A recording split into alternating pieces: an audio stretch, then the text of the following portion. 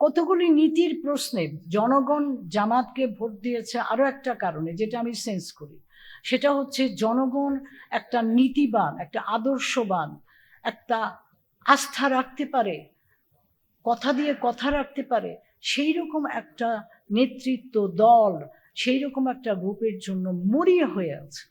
এবং তারা ভেবেছে জামাত আমাদেরকে এই যে ম্যাসিভ করাপশন হয়, যে দেশ যে এইরকম অ্যাবিউজ অফ পাওয়ার, এরকম ধ্বংসের দিকে চলে যাচ্ছে, এখান থেকে জামাত আমাদেরকে বাঁচাতে পারবে। কিন্তু দুর্ভাগ্যবশত জামাত সেরকম হায়ার মেজরিটি বা সেরকম কাছাকাছি যেতে পারেনি। ওনারা এখন একটা খারাপ জায়গা আছে, কিন্তু আমি খারাপ জায়গা বলবো না।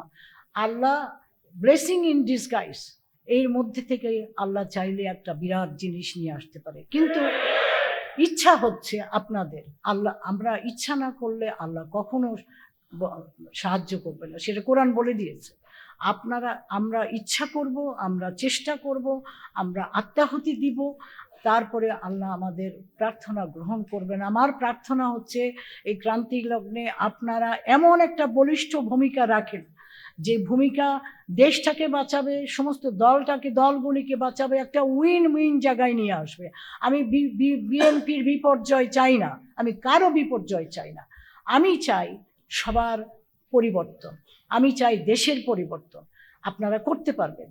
Constructive engagement and power of persuasion খুবই শক্ত জিনিস, এবং এটা শক্তিশালী জিনিস। আল্লাহর ক্ষমতা তার পিছনে থাকে, সত্যের পিছনে। বিচার প্রতিষ্ঠা না করলে একটা দেশে কখনো শান্তি হয় না, কারণ শান্তি দাঁড়িয়ে থাকে বিচারের উপরে। কোনো একটা জায়গায় ফ্যামিলিতেও যদি অবিচার হয়, আপনি ফ্যামিলিতে কোনো সময় শান্তি হবে না, দেশেও তাই, একটা সমাজেও তাই। সেই জন্য কোরআনের মেইন থ্রাস্ট হচ্ছে বিচার প্রতিষ্ঠা করো, সমাজে করো, তোমার জীবনে করো, সমস্ত মানব জাতিতে তুমি করো, বিচার প্রতিষ্ঠা করো। তার জন্য বিচার প্রতিষ্ঠা করার জন্য সত্যের সঙ্গে থাকতে হবে, ন্যায় নীতির সঙ্গে কাজ করতে হবে। আমার একটা দুঃখের বিষয় হচ্ছে যে 70,000 প্যালেস্টিনিয়ানরা মারা গেল, এবং আমরা এই মুসলমানরা, জামাত বলেন, হেফাজত বলেন, বা সবার কাছে আমরা একটা দেশব্যাপী একটা সোচ্চার আন্দোলন চেয়েছিলাম। আমি খুব আহত এটার জন্য। আল্লাহ বলেছে, তুমি আমাকে ভয় করো, মানুষকে ভয় করো না। আমাদের বিভিন্ন শক্তির দিকে তাকাতে হবে না। আমরা ন্যায় পথে থাকলে, নিষ্ঠভাবে কাজ করলে আমাদেরকে ক্ষমতায়ন করা হবে, আমাদেরকে সেইখানে সাফল্যে নিয়ে যাওয়া হবে। এটা আল্লাহর প্রতিজ্ঞা, আল্লাহর প্রমিস কখনো মিথ্যা হবে না। কাজেই আমরা ওই আমেরিকা কি করছে, আমরা চায়না কি করছে, বা ভারতের কথা কাকে খুশি করতে হবে, নো। আমরা রাইট স্ট্যান্ডে থেকে, রাইটভাবে, নীতিগতভাবে, নীতি সঙ্গে থেকে আমরা যদি সোচ্চার থাকি, ইনশাল্লাহ আমরা জয়ী হবই। কিন্তু এটা মনে রাখতে হবে, কম্প্রোমাইজ নীতির সঙ্গে করা যাবে না। সেটা হচ্ছে আমরা বাংলাদেশ এখন একটা ক্রান্তি লগ্নে দাঁড়িয়ে আছি, এবং এর সম্ভাবনা, একটা বিরাট সম্ভাবনা নিয়ে, আবার এরপরে সঙ্গে সঙ্গে আমরা একটা অন্ধকারে তলিয়ে যেতে পারি, আরও জঘন্য জায়গায় চলে যেতে পারি যেটা ছিল তার থেকে। তা আমরা এইরকম একটা ক্রান্তি লগ্নে দাঁড়িয়ে আছি। এটা একটা ঐতিহাসিক সময়। এই সময় জাতির জীবনে খুব একটা আসে না।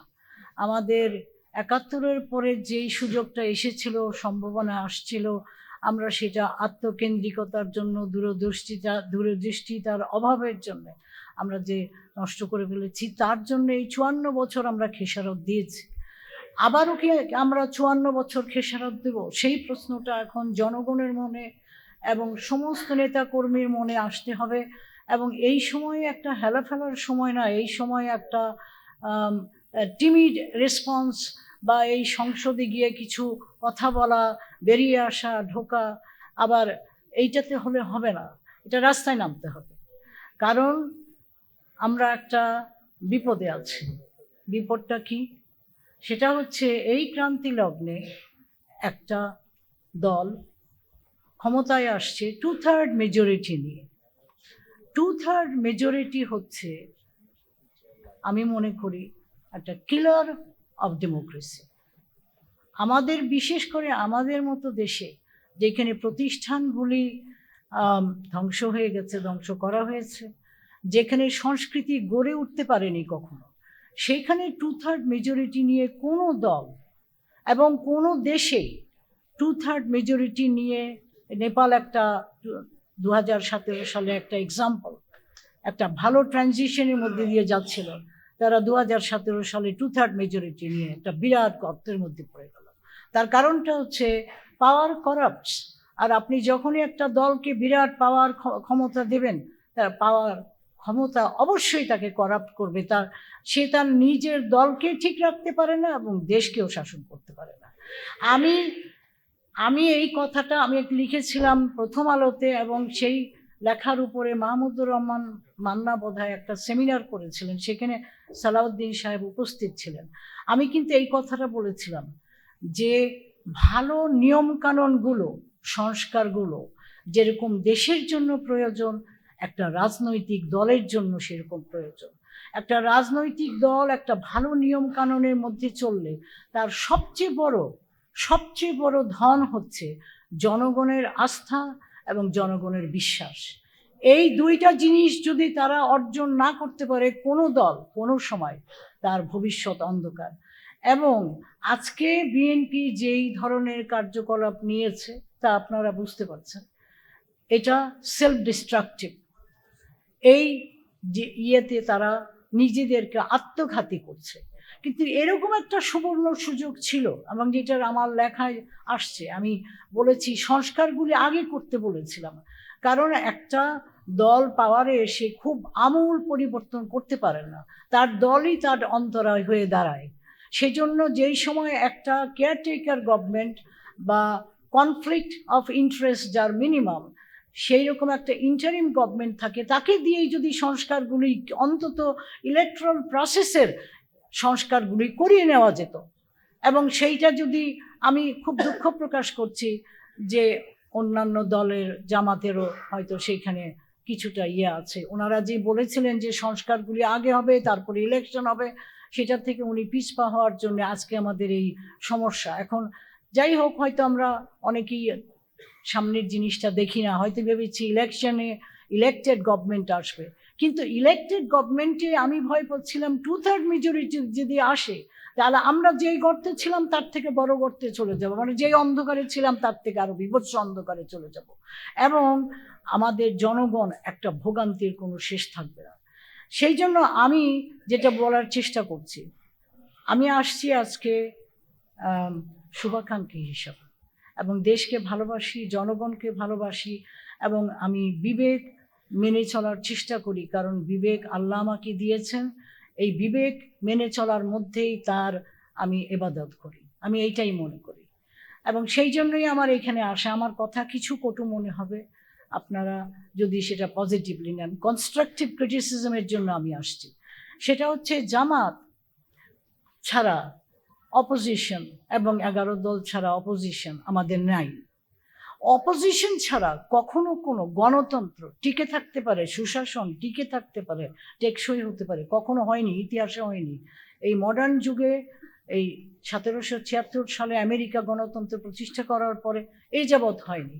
কেন হয়নি? স্ট্রং অপোজিশন হচ্ছে চেকস অ্যান্ড ব্যালেন্স, এবং চেকস অ্যান্ড ব্যালেন্স অর্গানগুলিতেও থাকতে হবে। Separation of power, limitation of power হচ্ছে গণতন্ত্র এবং সুশাসনের একটা সবচেয়ে মুদ্রা কথা। এই চেকস অ্যান্ড ব্যালেন্সের কথা বলতে গিয়ে আমি একটু বলি, আমি যেহেতু কোরআন স্টাডি করি, প্রতি ফজরের নামাজের পরে আমার আধ ঘন্টা 1 ঘন্টা কোরআন আমি স্টাডি করি। আল্লাহ বার্তা পাঠিয়েছেন, সেই বার্তাটা তো আমাকে বুঝতে হবে, তা নাহলে আমার জীবন আমি চালাবো কীভাবে? কোরআন 2 জায়গায় বলেছে, সূরা বাকারার 251 নম্বর আয়াত, সূরা হজের 40 নম্বর আয়াত, সাংঘাতিক কথা বলেছে আমি যদি এক দলকে ক্ষমতা না দিয়ে আরেক দলকে যদি আমি প্রতিহত না করতাম, কথাটা আরবি শব্দটা ইউজ করেছে দাফু। দাফু শব্দটা একটা ব্যাপক শব্দ, তার মানে হচ্ছে প্রতিহত করা, মোকাবেলা করা, বাধা দেওয়া, যখন আরেকজন অন্যায় করছে তাকে বাধা দেওয়া, তার মোকাবেলা করা, এমনকি যুদ্ধ করা, এমনকি সংগ্রাম করা, সব কিছু এর দাফুর মধ্যে পড়ে। তো সেই জন্য আমি মনে করি এখন এই 11 দলের সবচেয়ে বড় জিনিস হচ্ছে এই দেশের কিভাবে সবচেয়ে অপোজিশন শক্তি হিসাবে দাঁড়াবে। কারণ আপনারা খুব বেকায়দায় আছেন, আপনারা 2/3 মেজরিটির এগেনস্টে দাঁড়িয়ে আছেন। সংসদে আপনারা বারবার যাবেন আসবেন, তাতে কিছু আসবে যাবে না। যা ওরা বিল পাশ করানোর যা করানোর তারা করে নেবে, কারণ 2/3 মেজরিটি নিয়ে সবই করা যায়। এটা একটা অসম্ভব ক্ষমতা জনগণ একটা দলকে দিয়েছে, একটা ক্রান্তি লগ্নে। এটা একটা ভুল ডিসিশন, যেভাবেই হোক এসছে, এটা ভুল। আমাদের জন্য এটা অত্যন্ত দুঃখের বার্তা, এবং এটাকে প্রতিহত করতে আপনাদের রাস্তায় নামতে হবে। আপনারা সংসদে আপনারা বার্তা সোচ্চার হবেন, আওয়াজ তুলবেন, জনগণকে অবগত করবেন।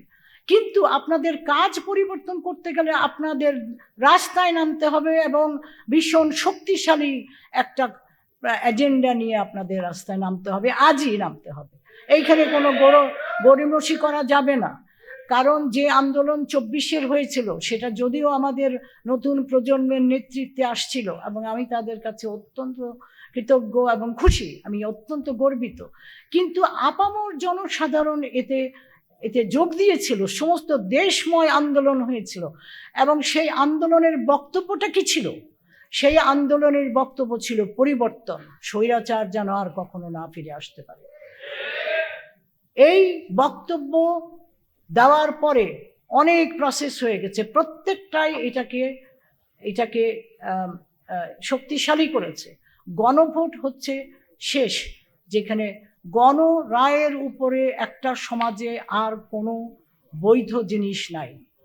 সংসদ বা সংবিধান হচ্ছে ডেলিগেটেড অথরিটি, তারা মালিক নয়, কিন্তু জনগণ হচ্ছে মালিক। এবং 70% ভোটাররা বলেছে আমরা পরিবর্তন চাই। কিন্তু ওই যে আন্দোলন হয়েছিল 24-এর আন্দোলন, যেখানে 1400 লোক মারা গেছিল, হাজার হাজার লোক আহত হয়ে পঙ্গু হয়ে রয়েছে, তারা কি এই কথা বলেনি যে আমরা পরিবর্তন চাই?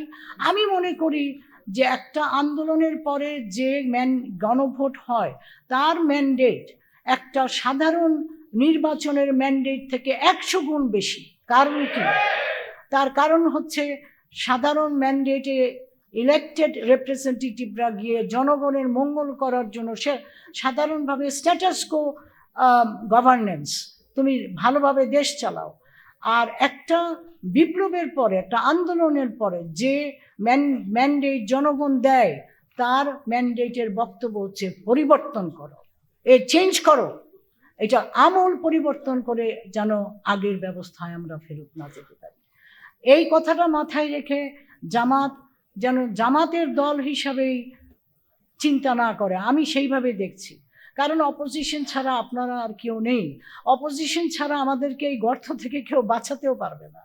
কাজেই আপনাদের রোল একটা ঐতিহাসিক রোল, আপনাদের রোল একটা মানে অসম্ভব একটা দায়িত্ব আল্লাহ আপনাদেরকে দিয়ে দিয়েছে এই ক্রান্তি লগ্নে।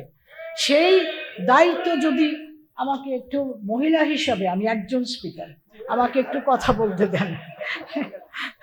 এতগুলি পুরুষ কথা বলে গেল, আমি একজন মহিলা। তো যাই হোক, আপনাদের পেশেন্স আমি চাচ্ছি। সেটা হচ্ছে যে